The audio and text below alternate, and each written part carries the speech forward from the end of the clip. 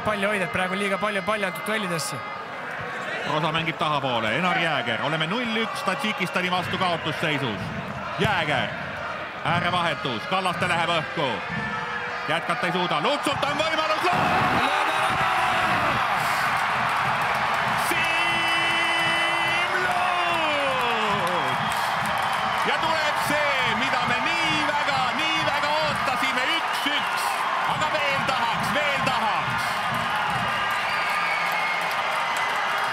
Suurepärane õnneks kandis see Vilja, et seda palli sinna kasti oli vaja viia ja vaatame, kas me näeme kordust seda. Luts tegi õige otsus, julgelt vasak jalaga lõi selle palli taha nurka ilusti. Nüüd me näeme siit hea pikk palli Jäägerilt. Jätk on Kallastel. Kallaste jah, see suudab võidu säärida ja kohe Luts paneb vasak jalaga taha nurka, nii et suurepärane värav Siim Lutsu poolt. 20. koondise mängus esimene koondise värav Siim Luts ja seis on 1-1.